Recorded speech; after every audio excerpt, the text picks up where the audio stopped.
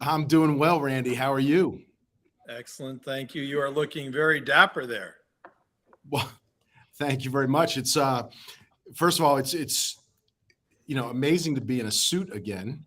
Number A one, it's suit. great to Wait, be. wait, wait, wait. What's a suit? It's a relic of the past, isn't it? Yeah, Um, exactly. but it's also nice to be in an office today. I'm here in Atlanta at the Publicis Sapient offices right outside of downtown, and you know. Uh, I've been visiting our offices around the world, and will be doing so pretty heavily this summer. Awesome. That's great. We'll talk about that. Big travel for sure coming up. So anyway, welcome everybody. This is episode number 80 of Tech Sales Insights. I'm excited to have Arthur Filip, who is the Chief Growth Officer of Publicis Sapient, and we're also sponsored by Gong. So I got to make sure I do my Gong plug. They are the revenue intelligence sponsor of Sales Community, and a great sponsor, great company. A lot of our advisory board members are customers. Gong unlocks the reality to help people and companies reach their full potential. The patented Gong Revenue Intelligence Platform empowers customer-facing teams to take advantage of their most valuable assets, customer interactions, which the Gong platform automatically captures and analyzes. Gong then delivers insights at scale, empowering revenue and go-to-market teams to determine the best actions for winning outcomes.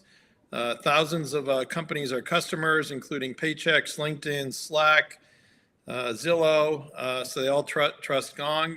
They're a private company headquartered in San Francisco Bay Area.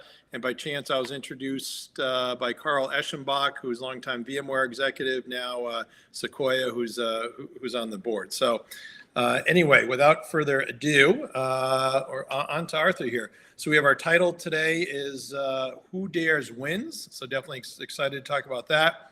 As always, we're also brought to you by Sales Community. So we've got a special going on for a year membership.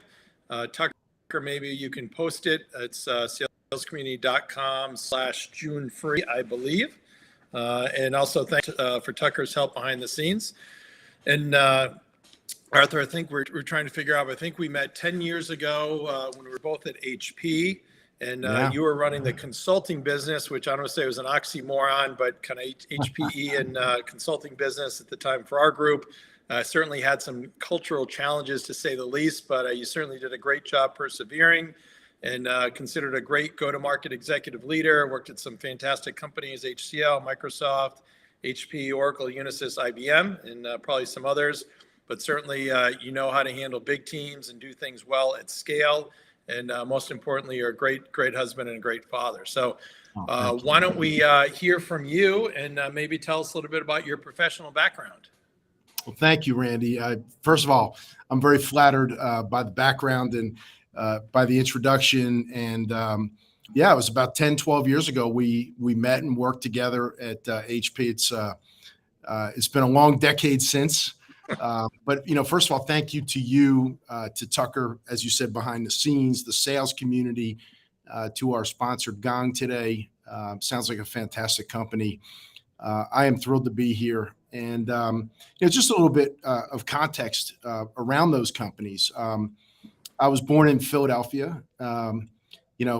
For those American football fans, no offense for when Philadelphia beat the New England Patriots in a recent Super Bowl. I was there in Minneapolis. I was actually happy, right? Because we've had so many, and then people You've had so many. So much to all the Philly fans. So I'm like, all right, you can have one. There you go. I was there as well. It was a trip of a lifetime, and I hope we're back. So born in Philly, I have lived all over the world. One thing. During my youth, my childhood, I spent about a third of my childhood in Poland, and primarily in Poland, but also in Russia, and many of the Eastern European countries that were part of the Russian, ecosystem. And this was back in the 80s when it was the Cold War, kind of the height of the Cold War. And I say that now knowing that, we're kind of back in a Cold War in many ways. And the reason I bring that up is it had a pretty profound experience in my development and my thinking, even today professionally. I would go from, Western civilization, capitalism, the mighty 80s when everybody was pretty pumped up and there was a lot of great spirit, amazing to see Top Gun come back, right? Top Gun came out in the 80s, and I think it unified and rallied people in the United States. But I would go to, Poland or, Warsaw to Moscow, and I would have a food card, and I would, all my food for the week, my provisions, toilet paper, toothpaste, it was all, on a government, ration system. And that kind of showed you a different side of life. Take things for granted. Went to school in Boston, tremendous city. Went to Boston University, down the road from your university. After that, lived in London, working for digital equipment.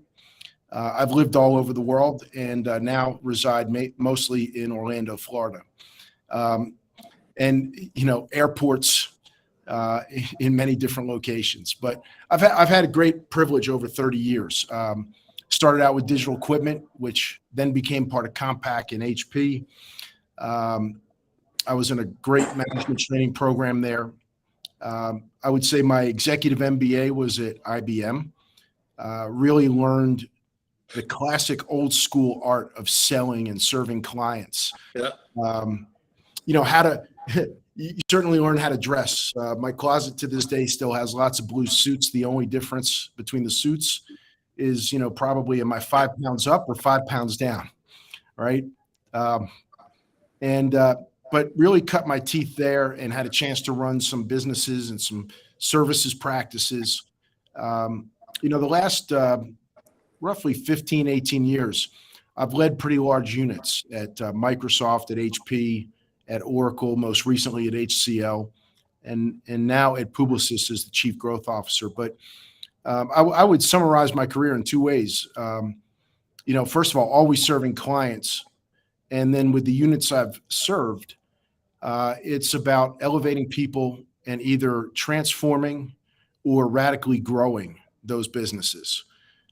There's always been a need for that kind of skill in the marketplace that really builds off of a sales career, that understands clients and has an outside-in view of how businesses work. And so, pretty exciting times. Joined Publicis Sapient last August after my tenure at HCL. And while I was at HCL, I was responsible for the growth there, ran sales and marketing, global sales officer, as well as the chief marketing officer. And we grew the company in my 5 years there, 5.5 years, from about 5.8 billion to 10.5 billion. So very proud of that growth.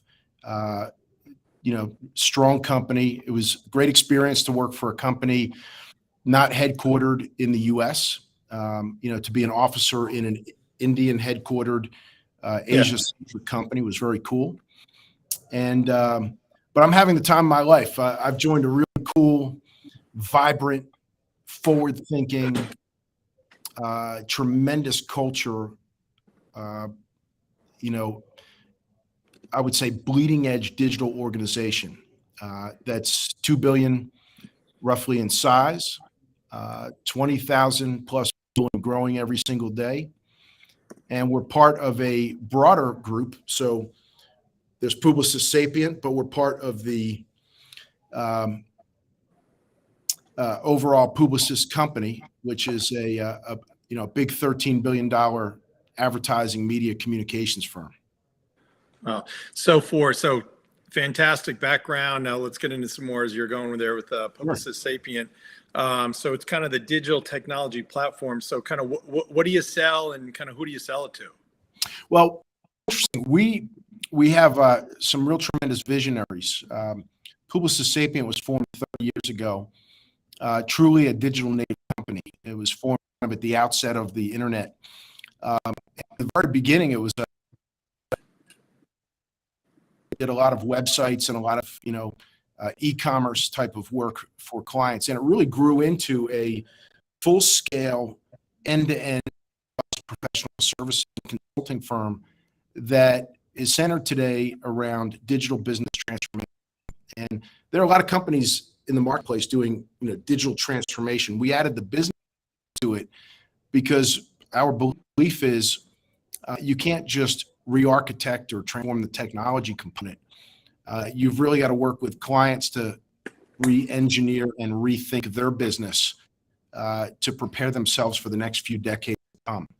And so we have a combination of consulting, engineering, experience, data and artificial intelligence, product-oriented people that really come together, in a, what I would say, a cross-capability type of fashion to work to transform clients. And we have a tremendous roster across the globe, top 10 industries.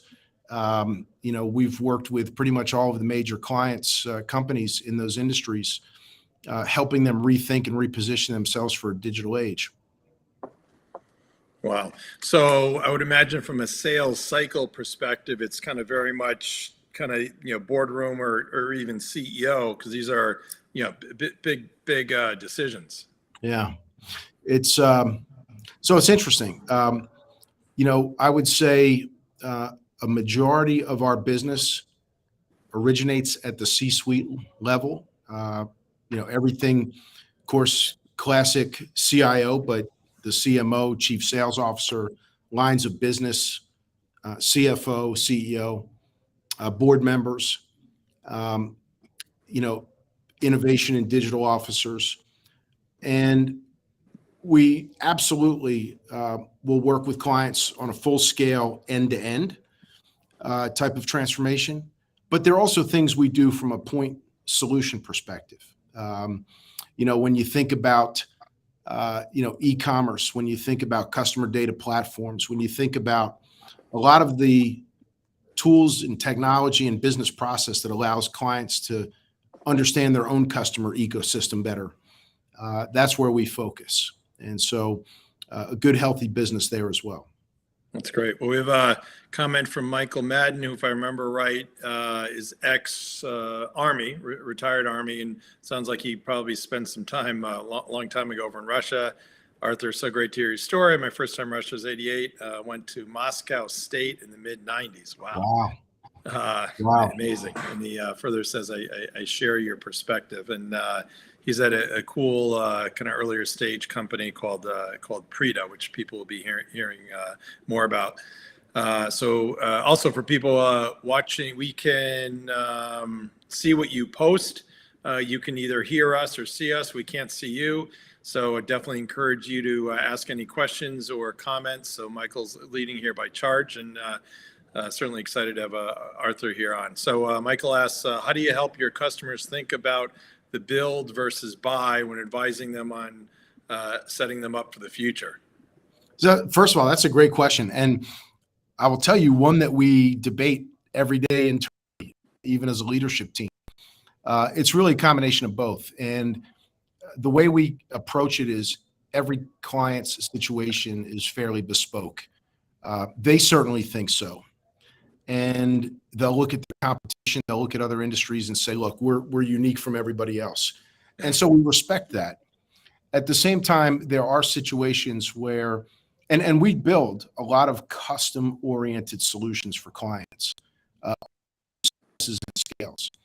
But there are times that it just makes sense to go with proven that is accepted, that can be tailored appropriately for particular use. And I look at our major business partners.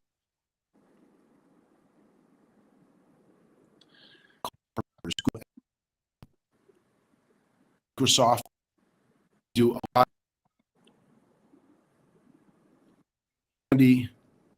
Got a pop-up message that my stream was down.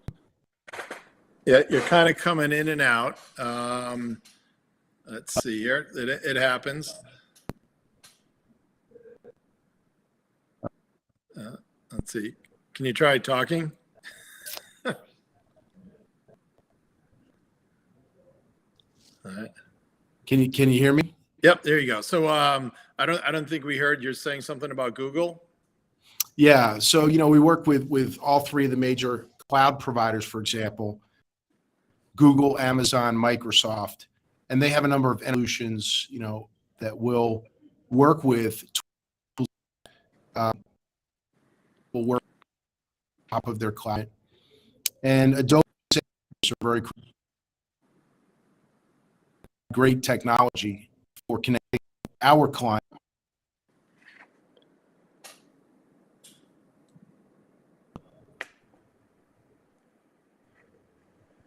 Yeah, still kind of coming in and out. Coming in and out. Okay. Okay, there you go. Okay, you're back. All right. Good. Hopefully the connection will stay. I think the office is probably going through a shock. It's got people. Yeah. I can certainly hear them, but we have a lot of people in the office today, and it's probably, the Wi-Fi system's a little dusty. Yeah. There you go. So, all right, so you're, I think, mentioning something about the partnerships with Google, Amazon, and Microsoft, how they leverage you guys, I assume, in some joint go-to-market. Correct. They're very substantial partners of ours. We generate a lot of revenue for them, and they generate a lot of revenue for us. In each case, we're in their top. In the case of Microsoft, they have over 1 million partners. We're in their top, 10, 12 partners around the world. The same with the other companies I mentioned. That's great. And also saw you've got a big initiative about doubling the workforce. Yes. Right now, I'll tell you, and it's an amazing time with the economic environment. I almost worry that, the financial media is talking everybody into a sense of panic. Right. A lot of the indicators are mixed, but many companies look at Salesforce last night with their earnings announcement. Yeah. But our demand is very strong. We have a very robust pipeline, and to meet the needs of our clients and to deliver the work that we do all around the world, we are doubling our force. So we expect to be, double the size of our 20,000 plus population in the next year and a half. We're doing a lot in India, and we're also doing a lot in North America and across the rest of the globe. So from universities to experienced hires, the welcome mat is out. And quite frankly, not just from a delivery perspective, to be selfish, I'm looking for great client partners, business developers, partner sales executives. We have phenomenal roles and career paths for our overall growth force organization.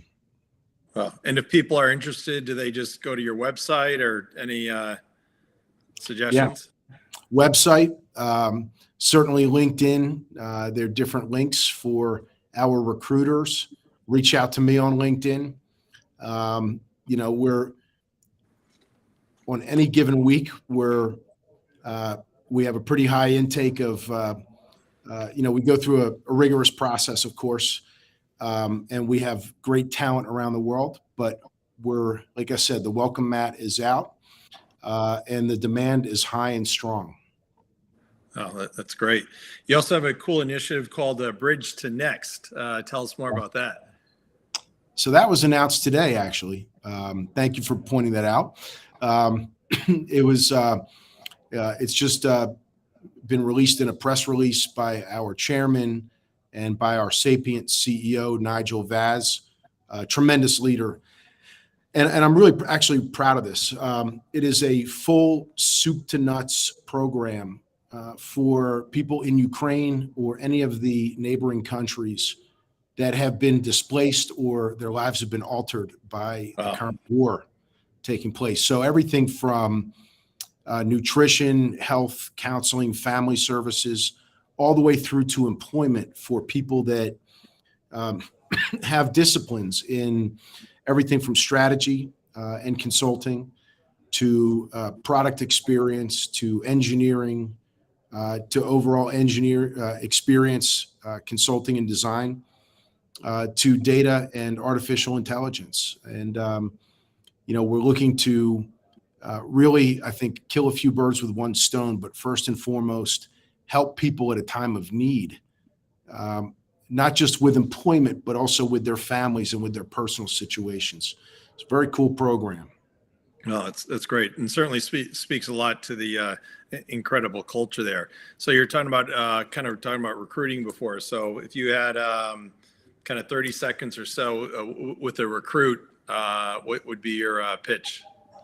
Well, there are many ways. First of all, I always encourage anybody to join the digital industry as a whole, right? This is the most, to me, noble profession over the next 20, 30, 40 years that will have a tremendous impact in society. And Publicis Sapient is truly a place where you can grow and discover yourself and determine not only what's next for you in your career, but do it while making an impact with tremendous clients across very cool industries in all kind of locations around the world. That's awesome. Really, really cool. So now our title topic is Who Dares Wins. Yeah. Tell us more about that. Yeah, it's interesting. I was thinking about our conversation, and there are a lot of things we could talk about across the entire selling profession. There's no shortage of topics, and I was thinking about this. To me, the particular day and age we're in, and this next decade, is really critical. And Who Dares Wins. I'll just step back for a second. It's the slogan of the British Special Air Services. So it's kind of the equivalent of like in America, the SEAL team, right? And Who Dares Wins. It's something I keep on my phone. It's something I remind myself. It's a mentality. And I think it's important in this day and age, right? We have a lot of different environmental factors that are riding against everyone. We're coming out of a pandemic, but we're still in it. Travel's not back to normal. Office life is hybrid. Inflation, economy, political turbulence, societal turbulence, depending on where you live, gun violence, things of that nature. This is an important time to kind of rethink your own career path. And I urge everybody to not go back to just checking the boxes and doing the same. There are always going to be sales fundamentals, for example, that you've got to take care of. But now's not the time to just make your revenue goal and just eke out a living. Now's the time to really stand back and say, what did I learn over this past couple of years? What am I going to do differently? And that's why I came upon this theme of Who Dares Wins. I think this is a time for people to go beyond the motions and to really break out of the mold, break out of, kind of the rut and the basic mechanics, and start to think about the strategy and the long game of what you're here for. If we do this right, and no matter what part of the industry you're in, whether you sell a technology product, a professional service, something that's consumption oriented, or a SaaS model, or if you're in the professional services arena, the bottom line is you have a chance to drive impact through your clients, not just sell them something. And one of the ways I like to think about it is within our own company and our own growth force, we can change the world by helping our clients change the world. We make them stronger. We make them more competitive. We help put a moat around their business so that they can stand up across many industries: financial services, healthcare, insurance, government services, retail, and on, manufacturing. We can make them strong so that they can be strong pillars of society in an era where country by country, governments, are going through different fluctuations of their own, as well as economies. And I think this is a unique period of time. The reason I say that we're all in the most noble industry is there isn't an area or facet of the world that is not touched by technology today. It's funny, our collective industry is about a $6.5 trillion ecosystem out of a global $94 trillion base. But of that 94 trillion in global commerce, we touch 99.9% of it. which means our impact is even bigger than our revenue intake. And so by doing the right things for clients, we can all individually, no matter, early career, senior career, mid-career, we can all have significant impact and drive that every day. And I encourage everybody to think about that. And what it takes is, the ability every day to get out of bed and just, do it 1% better than you did it yesterday, right? Go one extra step. It's kind of like your Fitbit, go one extra step than you did yesterday, and it's a better day. And there's a saying I always like to think of, and it's cherish the moment and choose greatness. And I think that's important, right? I remind myself of that probably 5 of the 7 days of the week. I think about that.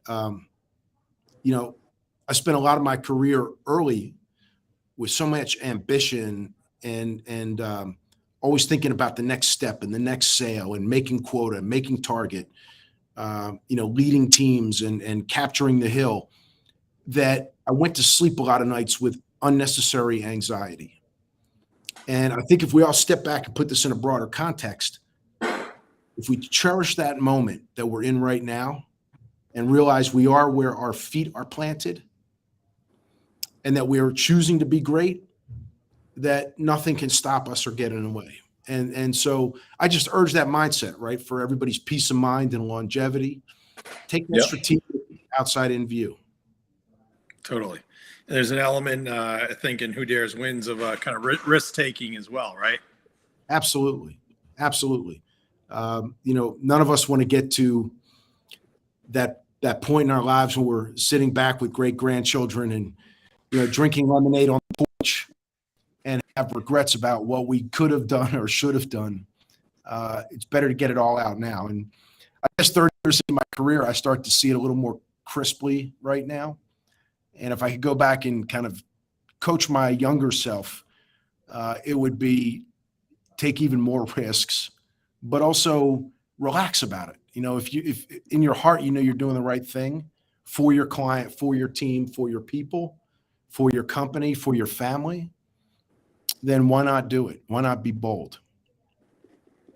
Got it. Great points. And Tucker, we had a question from Jesse. So I know with your sales model, you don't typically have the junior reps and kind of SDRs, BDRs. So this is kind of more of probably philosophically what you think as opposed to your team specifically, because it's a much higher end, high touch sell. But Jesse asks, Arthur, what are your thoughts on direct dials to mobile phone numbers? Do you think SDRs are set up for success by dialing salespeople direct? Or do you think it's a bad idea to put your new junior rep in front of qualified executives? This is a tough one. It's a tough one, right? I think that watching my son, who spent a few months in the early days of the pandemic in a smaller size software company in that type of role, and seeing the type of rejection that he faced.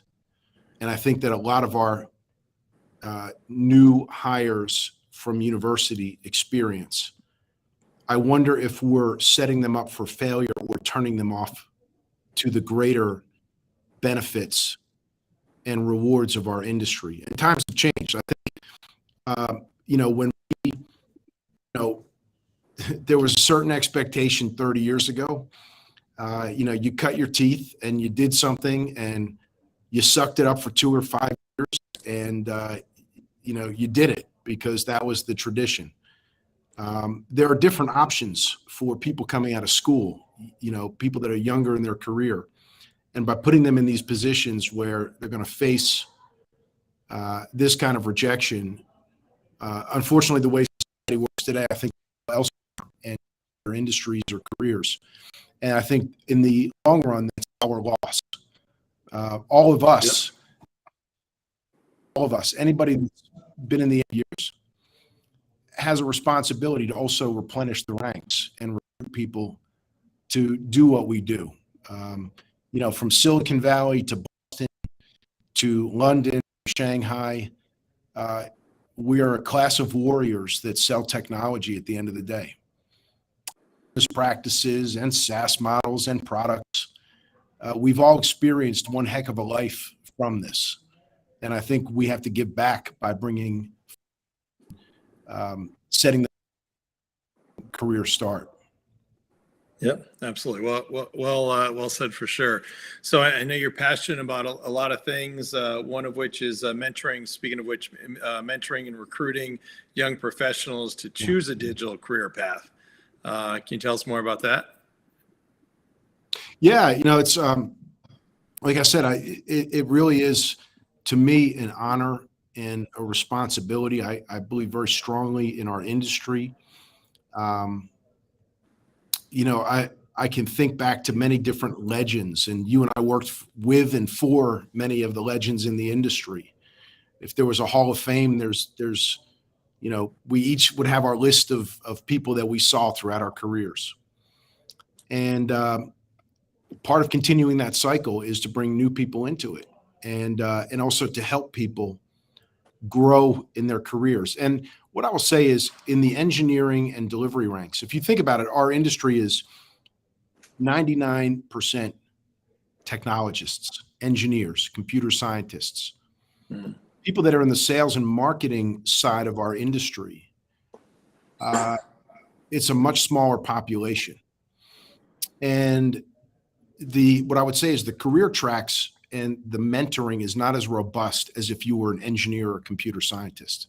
And that's the same if you were at Dell or Accenture or a startup in Silicon Valley. The industry always leans towards the engineering culture and mindset.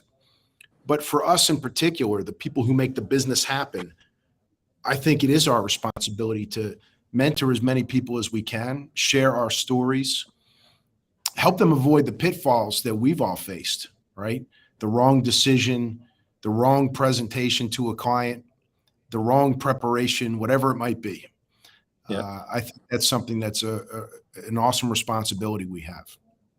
Yeah, I talked to somebody that just graduated college this morning, asking about sales careers and what's the difference between a big company, small company, and I don't know what you think, but I said my feedback is it kind of doesn't matter, just go pick something and try it. With our generation out of college, you get to stay somewhere 5 years. If you moved and something's wrong with you, this day and age, they can take a different job every year, and it's no big deal, right? Yeah, it's true. Think about it. The environment has changed quite a bit, and companies come and go even faster than they did before. Many of the labels you and I have represented, whether too small to survive or merger and acquisition, right? The brands change over time. Yeah. But it's interesting. A lot of the people in the network stay the same, right? Exactly. Yeah. Yep. A lot of times, people get, I think, a false sense of security because it's in the days when people had business cards, it was a business card that would get them in the door. But as they change companies, especially go to smaller companies, you realize, okay, what are your relationships to people, know you, like you, trust you. And, a lot of times it's more you as opposed to the company. In the old days, it used to be more the company. Absolutely. And I'll tell you, Randy, and I admire what you've done with the sales community, right? You've brought together a cross section of people, really across multiple decades, and formed the sales community so that people could be in touch, learn from each other, and I think that's a heck of a give back. Thanks. That's great. Appreciate it. What about, speaking of this with younger talent, any diversity best practices that you have? Yeah, it's first very important.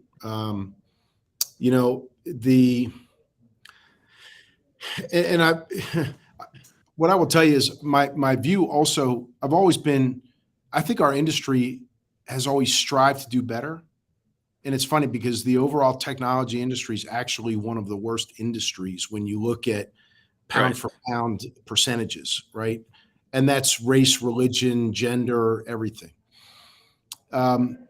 Which is ironic because if you look at our industry, we need people that are the most creative, innovative, different angle thinkers than just the mainstream. And so our industry actually pines for diversity. Every company has struggled with it.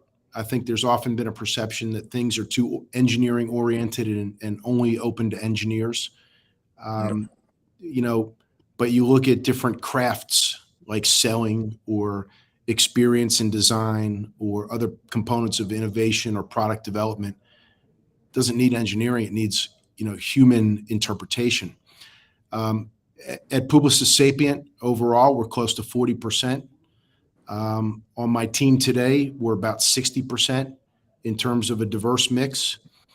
And I will tell you that I track on a weekly basis all of our open requisitions for client partners, for business developers, for partner sales executives around the world. And we have a very, it's a pretty hard policy. I want to see a diverse slate, at least at the outset, right? And let's let, merit flow through the top, but make sure that we don't have any biases, which are hard for everybody. I think, I remember at Microsoft, Satya introduced a training called unconscious bias. And everybody in the company took this training. And it really, what it showed was no matter who you were and how open and how much of an open thought person you are, your background, things that you've seen and heard are going to unconsciously impact your lens of the world. And it's hard to shed, but the more astute and aware you can be, the better off you're going to be. And look, in our business, at the end of the day, our product is our people. It doesn't come off a manufacturing line. It contains no chips. It's hearts and minds and souls and creativity. And so the best thing we can do is have a very diverse, worldly, highly experienced, different sets of points of view that help us in our solution making for our clients. Yeah, absolutely. So I assume in your kind of sales cycle, kind of the concept of value selling is kind of critical, right? Huge. Especially when you're dealing with senior executives. We don't really deal in rate cards or price per pound or, those kinds of issues. We try to focus on the value that is unlocked or that is derived in the marketplace for our clients and work out a financial arrangement that meets, obviously we've got to cover our bills. And we have pretty large scale projects, but we also, like to think of risk reward scenarios. Mm-hmm. I'll give you an example. One that's real exciting. I'm hoping that we can learn and replicate the model. Our financial services team is teaming up with Siam Commercial Bank in Indonesia, Malaysia, Southeast Asia. It's one of the biggest consumer banks in that part of the world. They came to us and they said, look, a lot of the Gen Z younger generation doesn't necessarily want to open a bank account with an old institution that their parents and grandparents bank with. They like, the equivalent of a Venmo application. They like digital banking. Right. They do things on their phone. We formed a third-party company with them. Rather than them paying us fees, we formed a mutual third party that they own 51%, we own 49%. And it's going to have everything from financial services to Uber-like services to, wow. All kinds. So food, goods delivery, personal transportation, all kinds of services off this platform. And ultimately, part of our payback is to take the company public, and recoup some, hopefully some very large fees through that offering. Oh, that's great. Is that Dave Donovan's group, financial services group? Yeah, Dave's a great guy, and obviously he's an alumnus of Boston College. So you guys were probably in school not too far apart. Dave runs financial services in North America, and we have a couple of great leaders in our international group, Dave Murphy and a gentleman named Sudi that runs our international team. And but everybody, the way we work, we all work together. We spend a lot of time as a leadership team. We're looking at that business model. We're saying, how do we replicate that in Europe? How do we replicate that in North America? It's a very cool construct, different than here's the bill and here's our fees. Wow, that's great. What about examples of any sales leaders that you respect and why? Wow. So, there are several companies. I'll start there. Our traditional competitors range from McKinsey and Deloitte and Bain and BCG to IBM, all the way through to Accenture, and you can look at even the outsourcing players that originate in India. So we run a wide spectrum of competitive offerings and services against that market set. Each one of them has formidable, leadership and thought process and maturity. There are several. I always think of like some of the gods of the industry. There was a gentleman named Jack Wilkerson. I'm here in Atlanta, and he's last I know he's long retired and enjoying that lemonade on the porch. But he was one of the first big influences to me back at IBM, and really, there's an art and science to selling. He taught me the art of selling and strategic thinking and big deal thinking and how to really build relationships with clients. You look at guys like Dave Donatelli, former HP and a number of different executives. I mean, he knew how to build products and sell them in our industry like nobody's business. Yourself, you've always been a great inspiration, and just one of my big memories of you. I'll just share this with the audience here. Uh-oh. I remember. Well, it's probably not going to be the funny story that you anticipate, but I remember something you taught me, and just by your doing, right? You were always the most well-prepared person coming into a QBR. We'd have these big business reviews with Mark Hurd and with the HP leadership team, and everybody would come in and have their turn at the witness stand. Yeah. Right. And this is, 12 years ago. Not everything was, especially at HP, which had a printing division. There was no shame in carrying a stack of papers. Well, you would come in with binders under each arm. And I never saw preparation like this. You had notes on every client, every rep, every deal going on in the pipeline. No matter what stage, you had it organized by stage. I was so impressed. I remember sitting in my chair squirming, thinking, my gosh, I'm not this prepared. And it was a great lesson, right? Failure to prepare is preparing to fail, right? So I always admired that about you in terms of your sales leadership. Thank you very much. Appreciate it. And, rest in peace, Mark Hurd. I mean, he was, a lot of people said he was tough. I always found him fair, and you had to know your stuff. And then you'd see people get skewered who were trying to fake an answer. You don't know, just, hey, I don't know. And I'll get back to you. But I obviously needed to know a fair amount. And he definitely, from a leadership perspective, upped my game. I saw Bill McDermott on Fox today, kind of talking about their business and the numbers and everything else, and kind of reminded me a lot of Mark, and I know they're close. But anyway, moving on here, great stories, and thanks for the compliment. Speaking of how we've seen things change, kind of the importance and value of sales ops and rev ops, that's changed a lot, right? There's no doubt. What I can say is this: is that I think a lot of people who are not in our profession will look at the word sales at first glance and think of, whether it's the commercials we all grew up with or different, stereotypes of what selling is like. And, I often tell, I might be wrong in my own perception of this, but I tell young professionals that this is majority of what we do is science, not art. The art part does come in relationships and in relationship management, but the science of selling is critical.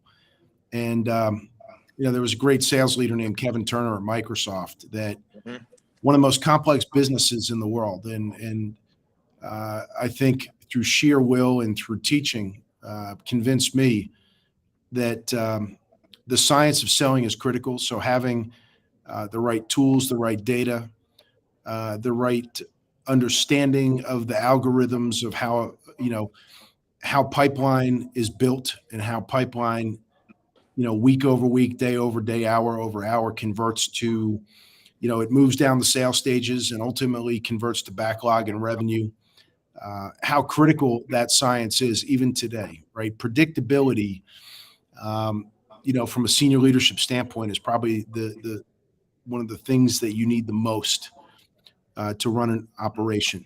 And the more a selling organization and all the way down to the rep or executive level can have science and predictability right, the more successful everybody's going to be. Absolutely. It's a great segue. Our sponsor, Gong, I just saw this as Goodbye Opinions, Hello Reality. There you go. Around the same vein in terms of kind of visibility and knowing what's happening. So I don't know if we have enough time for you to share all your travel, but a lot of times I'll say, how are you handling business travel? So maybe if you want to share a snippet of your impressive or crazy upcoming schedule here. Yeah, it's so I'm in Atlanta today. The next few months will be pretty hectic, kind of getting back on the road on a more consistent basis. Stateside, a number of different cities to hit. We have a lot of presence in Boston and New York and California, here in Atlanta, Miami, the DC area, Chicago, London, Paris. I'll be in Asia, including India and Australia, all in the next month and a half or so. So, it's interesting. I think we all went into the pandemic probably tired. I've flown 1 million miles a year for the last 30 years, which is extensive. By the time we got to the pandemic, I think everybody needed a break, from being in airports and the congestion and everything. So it's kind of discovering a new routine. People aren't wearing masks. It still feels a little weird, especially when you have a lot of people. I was getting on a flight last week in Philadelphia, and just hundreds of people around me. And that moment I felt like, wow, I don't know, now I will also say this. Despite all my inoculations and my double boosters and everything else, I did have COVID on the road. And I highly don't recommend that to anybody. This is over a month and a half ago. So I was actually at a meeting, tested positive, got sick, and then was in a hotel room for 7 days. And that's not fun when you're not well and you're in a hotel room with no support. But I have a great team and family. Everybody sent the packages in and the medicine and everything else. But that's something we all have to be aware of now, right? You could get stuck overseas. You could get stuck in a city, and require assistance. Yeah, we're wife and I going to Rome next week, and we're talking about the same thing. And you just got to go and move on with life. And certainly your schedule's crazy. Where did you get stuck with COVID? So believe it or not, Boston. I got lucky. Of all the places. So, I've been to a lot of third and fourth world places that I've not been as fortunate. But it's not a bad place to get stuck. At the same time, when you have a high fever and you're not well, you don't realize it then. Yeah. So, wow, crazy. All right. Well, time flies when you're having fun. So we are at the end. So just want to thank Gong for being the revenue intelligence sponsor of Sales Community. As always, brought to you by Sales Community. If you want to free your membership, we have salescommunity.com/June free. Also, I forgot to mention my book. I did change rooms last minute for something going on in the house, but Tucker, maybe you could throw up the salescommunity.com/book link. So Arthur Filip, Chief Growth Officer, Publicis Sapient, you've been fantastic. Safe travels. Next week, we're going to have Nick Oberhuber, who's a great executive at Fortanix. His topic is going to be building an early stage startup. And because we're flying Tuesday night to Rome, we're not doing it on Wednesday. We're going to be doing it on Tuesday instead next week. So, all right, everybody, thanks. Tucker, get this shared across all the different platforms. So certainly feel free to pass along lots of great nuggets in here. So thanks so much as always, Arthur, and appreciate your friendship. Randy, great honor. Have a great trip to Rome. And I really do value our relationship and friendship over many years. Be well.